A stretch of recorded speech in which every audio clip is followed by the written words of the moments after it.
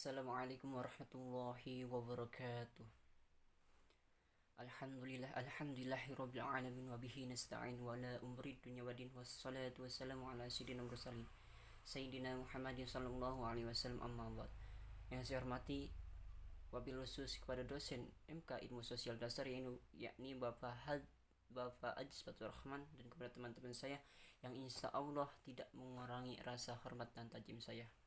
Nah, di sini saya perwakilan dari kelompok 9. Nama-nama untuk kelompok 9 yaitu yang pertama Marwan Prastia, yang kedua Ajais, yang ketiga Muhammad Hemdar Sabtaji, dan yang keempat saya sendiri Ahmad Yatami.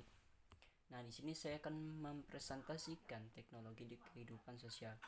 Nah, teknologi di kehidupan sosial itu ada dampak positif dan dampak negatifnya. Untuk dampak positif, yang pertama, kemajuan teknologi komunikasi dapat mempermudah komunikasi antar manusia dari tempat satu dengan tempat yang lainnya. Yang kedua, sosialisasi dan kebijakan-kebijakan pemerintah dapat lebih cepat tersampaikan kepada masyarakat. Untuk yang ketiga, mempermudah setiap orang untuk mengetahui ataupun mencari informasi tentang budaya-budaya di negara asing. Nah, yang keempat, untuk mempermudah penukaran antar siswa yang dilakukan oleh negara satu dengan negara yang lainnya. Yang kelima, yaitu sebagai sarana untuk mempermudah pendistribusian hasil karya anak-anak bangsa untuk diakui dunia. Nah, yang keenam, membuat negara menjadi lebih dikenal dan diakui oleh negara lain. Teknologi yang diperlukan adalah teknologi yang mampu membuat penyesuaian terhadap lingkungan, baik ataupun secara biologis maupun sosial budaya. Yang A ini mampu membuka lapangan pekerjaan. Dengan majunya teknologi dapat memudahkan seseorang untuk mencari lowongan pekerjaan melalui internet. Nah, untuk yang B, pemerataan pembangunan. Pesatnya pemerataan pembangunan teknologi dapat mempermudah pemerintah untuk mengetahui daerah mana yang belum melakukan pembangunan lebih lanjut. Itu untuk dampak positifnya. Nah, untuk dampak negatifnya, yang pertama, perubahan dalam komunikasi. Dengan berkembangnya jejaring moral, semua orang lebih memilih berkomunikasi melalui ponselnya daripada bertatap muka secara langsung. Yang kedua, penjajahan budaya. Dengan berkembangnya teknologi internet, seseorang dengan mudah mencari budaya-budaya asing sehingga dapat menimbulkan rasa mencintai budaya asing daripada budayanya sendiri.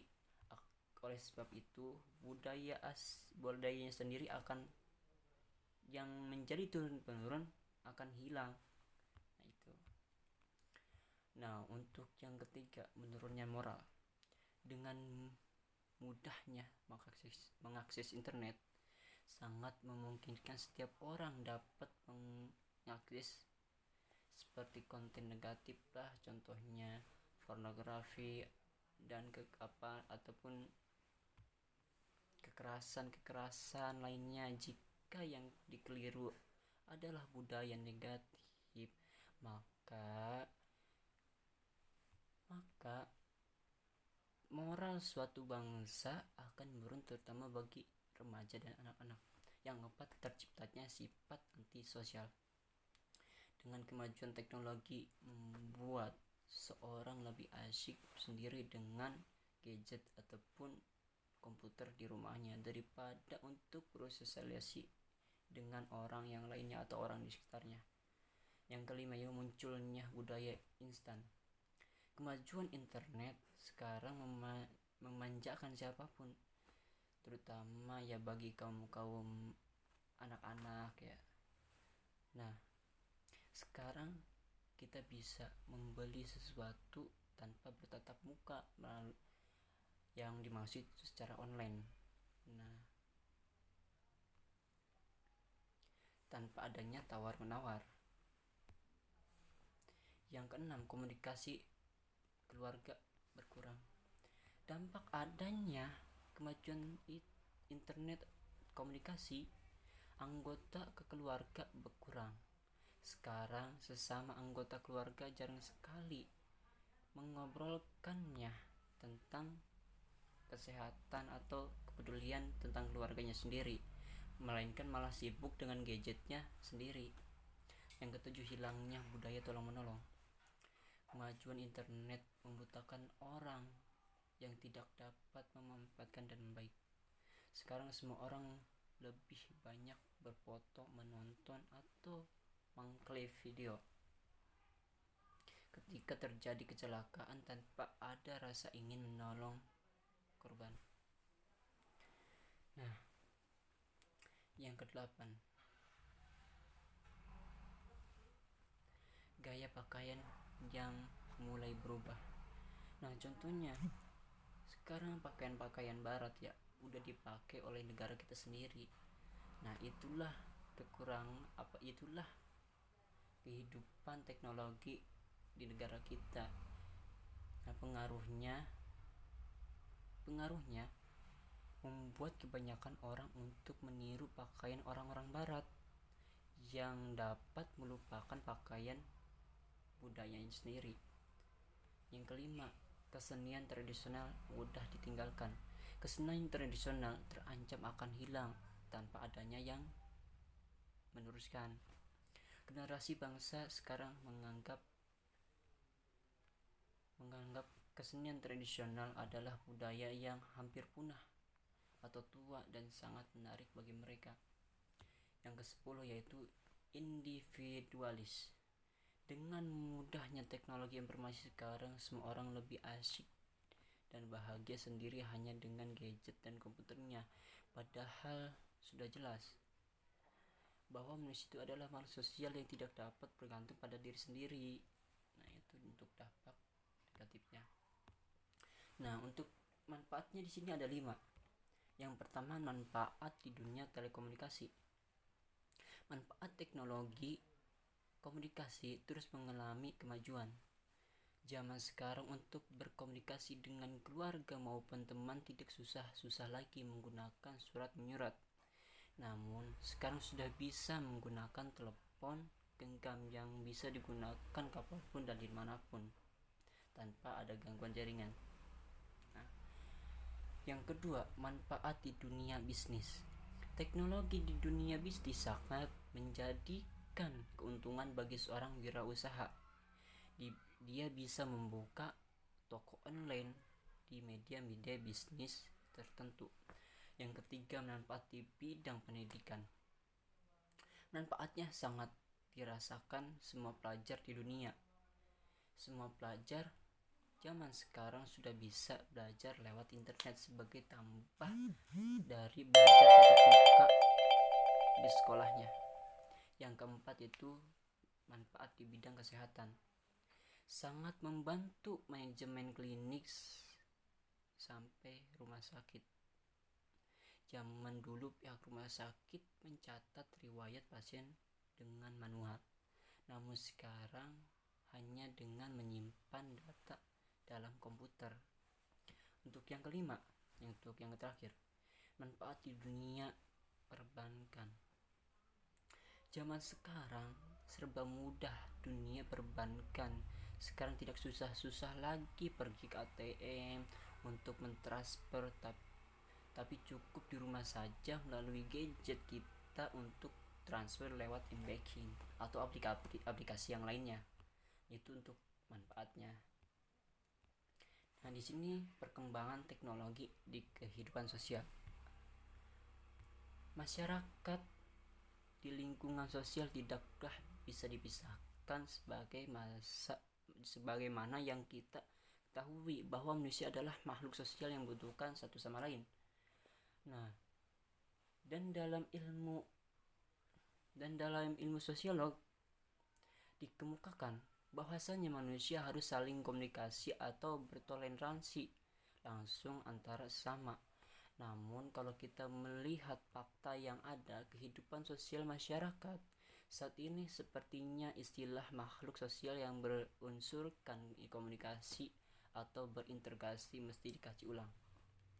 Namun kalau kita melihat faktanya di masyarakat ini seperti istilah makhluk sosial yang berunsurkan, maksudnya yang masuk berunsurkan yaitu yang dimaksud pertumbuhannya itu mulai maju dan kemajuannya itu sangat signifikan secara eksklusif. Adapun perkembangan media sosial dan alat-alat komunikasi pada saat ini mengakibatkan adanya manusia-manusia yang individual dan egois.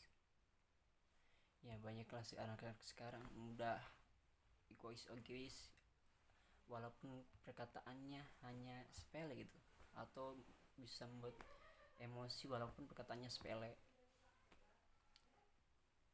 Dan orang pun cenderung melakukan hal-hal yang biasa dia kerjakan. Contohnya yang pragmatis atau bisa disebut dengan mendahulukan yang penting. Nah, berintegrasi sosial, melakukan kontak sosial secara langsung bisa diartikan sesuatu yang ribet, tidak memberi keuntungan atau membuang waktu, bahkan dikatakan ketinggalan zaman. Seperti yang dikatakan contoh kecilnya, kita bisa dapatkan misalnya di kantor, semua punya kesibukan di luarnya pekerjaan mereka, yaitu sibuk untuk BBM-an, Facebookan, WhatsAppan, Twitteran. Di rumah semuanya sibuk ya Facebookan, Twitteran, BBM-an. Manusia sekarang cenderung tidak peka lagi pada keadaan sekitarnya. Nah, di sini mengurangkan untuk bersosialisasi di luar ataupun di keluarga. Nah, lebih parahnya itu di keluarga karena tidak peduli satu sama lainnya, itu yang bahaya. Maka akan menjadikan anak-anak kita itu semakin lama akan semakin kurang juga dalam beraktivitas, maksudnya kurang melarang juga. Seperti yang dikatakan oleh Faust Rondelus dan Lectus, teknologi memungkinkan untuk saling bertemu di luar batas-batas ruang dan budaya mereka sendiri, dengan menciptakan sebuah dunia yang sama sekali baru dari persahabatan potensial. Secanggih apapun teknologi yang bisa menciptakan komunikasi dan interaksi yang serba praktis, kontak langsung tetapilah merupakan fundamental bagi manusia. Interaksi dan komunikasi secara langsung akan menciptakan ikatan emosional antar manusia dan jual beli berkualitas dibandingkan dengan komunikasi interaksi virtual. Adapun dampak negatif perkembangan teknologi di kehidupan sosial. Sampai saat ini, perkembangan teknologi telah menghantarkan masyarakat menuju babak yang memanfaatkan peralatan-peralatan yang merupakan hasil dari teknologi. Penggunaan tenaga manusia yang semakin hari semakin kecil volumenya seringkali menyebabkan orang kehilangan pekerjaan karena tugasnya telah tergantikan oleh peralatan atau mesin. Sebagai sarana penyimpanan informasi dan komunikasi, komputer bisa dipakai sebagai sarana berinternetan. Lewat internet yang bisa mencari macam-macam informasi, dan peran yang dapat diberikan oleh aplikasi teknologi juga memberikan dampak negatif bagi penggunanya. Dampak negatif tersebut muncul sebagai akibat dari penggunaan salah satu tidak bertanggung jawab dari yang menggunakan. Beberapa dampak negatif tersebut adalah anak lebih menghabiskan waktu untuk bermain handphone. Anak kehilangan kemampuan berbaur dengan masyarakat dan cenderung nyaman dengan kehidupan online. Yang ketiga itu kejahatan di Indonesia, atau seperti yang dikatakan toksik lah ya. Yang keempat adalah menyebarkan berita-berita yang tidak benar, menyebarkan berita-berita yang hoax ya. Sekarang udah banyak zaman sekarang itu. Yang kelima itu pornografi, perjudian dan penipuan. Nah, di zaman sekarang ini, di zaman pandemi ini emang banyak sih. Nah, makanya kita harus hati-hati dalam penggunaan teknologi di zaman sekarang. Adapun cara untuk mengatasi dampak negatif tersebut adalah gunakan teknologi untuk menjalin hubungan dengan orang yang sudah dikenal. Cari komunitas positif yang sering melakukan pertemuan secara langsung atau secara nyata. Perlunya penegakan hukum yang berlaku dengan dibentuknya polisi internet. Menghindari pemakaian telepon seluler yang berfitur canggih oleh anak-anak di bawah umur dan mengawasi mempergunakan telepon seluler. Ya, maksudnya kita harus tahu waktu untuk memberi anak kita handphone gitu. Perbanyak membaca buku-buku yang bersifat edukatif dan bersifat keimanan serta aplikasi komputer yang bersifat mendidik. Nah, sekarang banyak lah. Perlunya mengatur waktu untuk berada di depan komputer ataupun televisi. Nah, mungkin cukup sekian dari saya. Apabila penjelasan saya kurang dimengerti, mohon maaf kepada dosen, kepada teman-teman, karena saya masih dalam tahap belajar. Ya, saya akhiri untur makola wala tangtur makola. Assalamualaikum warahmatullahi wabarakatuh.